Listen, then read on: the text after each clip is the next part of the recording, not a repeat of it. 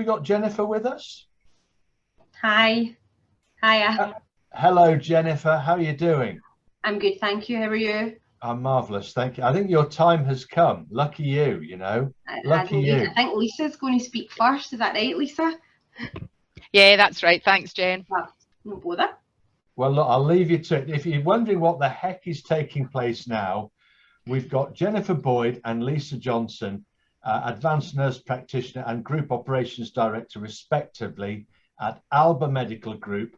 And they're going to be talking about a really topical issue at the moment, integrating asylum seekers into the community. What a brilliant initiative. What a thoughtful approach that you're taking. I just love the fact that we've managed to get this onto the agenda as well. So I'm going to hand on to the two of you. Thank you so much for doing this for us. Thank you. That's great. Thanks very much. I'll just share my screen. Make sure you can see that okay. Everybody see that all right? Yeah, great.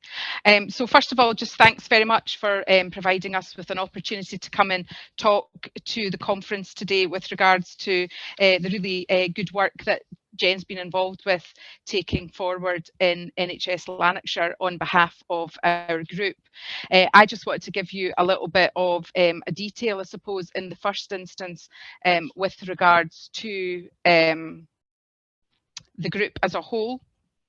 Sorry, I'm having difficulty getting my slide moved on. Oh, there we go. So we are here on behalf of Alba Medical Group, and we are a GP consortium that covers 3 health board areas in NHS Scotland, and we have currently about 70,000 patients registered with our practices that we operate out of 11 sites with a workforce of approximately 2,000. We are providing care in a multidisciplinary team, an extended multidisciplinary team that involves practice nurses, advanced nurse practitioners, advanced paramedic practitioners, physician associates, as well as GPs, so that we can direct patients to the right care at the right time in the right place. We also have on board our own teams, pharmacists, as well as mental health practitioners, and we work very closely with the PSIP teams across all of our sites. Jen is joining us as a newly promoted nurse consultant within the group, and she will be here to talk a little bit about the project she's been involved with, which is a local enhanced service run by NHS Lanarkshire. So our strategy within the group and our vision is to ensure that our communities live healthy and well lives. So it's not just about meeting their healthcare needs, but we want to provide that by having high quality and innovative and sustainable primary care delivered to these patients by motivated, engaged teams. So I will pop you on to Jennifer now, and Jennifer can take you through the project that she's been involved with in NHS Lanarkshire. Thank you, Lisa. So in December last year, late in December last year, the GP partners took on a LES service for 65 men that we knew were coming up from down south. And we started our input just between Christmas and New Year. So the majority of these gentlemen came from Basingstoke. Around 75% of them came up from Basingstoke. The remaining 25% came over from either Belfast and Dublin. They didn't know where they were coming when they were being transferred up, and it became clear very, very quickly that we were going to have to do anything that we could to help integrate the boys, make them feel settled, make them feel part of the community. Very young. Some of these boys are only 18, and our oldest gentleman that we've got is 53, who actually travelled with his son. We were asked to do initial health assessment on each man, and then decide if we had to then escalate any of care towards, psychiatry, any physical needs that were having to be met. We would refer them in as well. But what we actually did is we were able to do, first and foremost, we did the initial health assessments, but we then followed that up with weekly visits. So every Wednesday I would go out to the hotel. Some of the Wednesdays I was joined by one of my colleagues who's our mental health advanced practitioner, and that gave the men almost a drop-in centre as well, so they could come and speak to, you know, any health needs they had. They could speak to myself or Derek. If we couldn't meet them, then obviously that would be escalated back to the GPs. Along with their physical health, their mental health, we also realised quickly that there was a lot of religious needs that weren't getting met first and foremost. So we engaged with the local mosque and we managed to get them, a lot of the community involved. We got clothes, we got donations, we managed to buy them all toiletries so that they felt as comfortable as they possibly could. And that then led to them actually attending the mosque frequently, the churches as well. The boys get picked up weekly by, you know, volunteers that take them to church, take them to the mosque, and this is something that you could see a difference in their presentation over a very, very short space of time. They were really wanting to be part of the community and really settled to being an East Kilbride.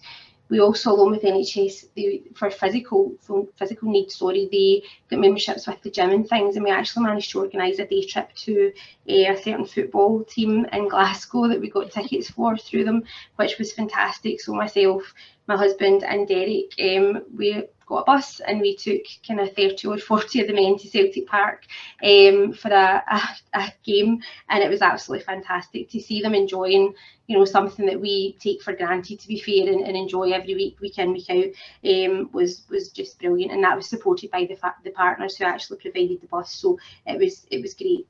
We, as I say, we do the weekly visits, and we're now at a stage where these boys are so settled that we don't have to do weekly visits the way we were. So we've managed to get to a stage where they can phone in, they'll speak to any of the clinicians. We use Language Line, which is fantastic, but the boys are getting taught English, so you're seeing a difference in the whole kind of presentation towards you. That their English is fantastic now. When you go in to see them, they're just so welcoming, and it's lovely to see a community come together. And there's an event on the 1st of July that's been organised with the police, with local councillors. We've been invited as well, and it's just to try and get, you know, the kind of local communities engaged with these boys, so that they really do feel more part of the local culture. So it's been great. It's been really, really, really good to be part of. I have to say, I've really enjoyed that. It's been great. Does anyone have any questions? That's a kind of whistle-stop tour of it, I'm afraid. But any questions or any suggestions or anything that's worked well somewhere else, then we're more than happy to take on board. I think the overwhelming reaction is fantastic. Well done, Jennifer. I mean, what an enlightened and warm and welcoming approach that you've taken.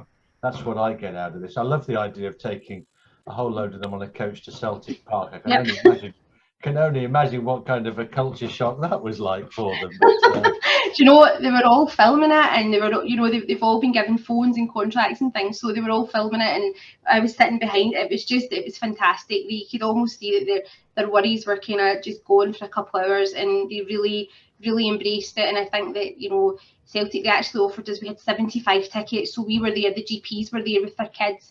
It was just a very normal thing that, as I say, we take for granted, that these boys absolutely loved. And I think it also changed relationships, and that they knew that we were there to be trusted, and I think that they really got a lot out of it. They really did. Well, I think the big issue is that you've demonstrated, you know, your title of this slide was more than healthcare. I think that's the piece here that we have to understand. There's no point in us just looking at this within an individual silo. We have to open this up to our communities and find ways that we can make these disadvantaged people feel properly and authentically welcomed. Thank you. Lisa, would you like to go on? No, I just would, I suppose, add that, you know, I think from having seen what's in the news recently with the immigrants and the poor people from Ukraine coming into, I think there was a news item yesterday where they were in Wales. And seeing how the local community in Wales were integrating them, I think it is quite clear that there perhaps is a little bit of a difference in the way that we are treating people that are fleeing war zones across the world and across the globe.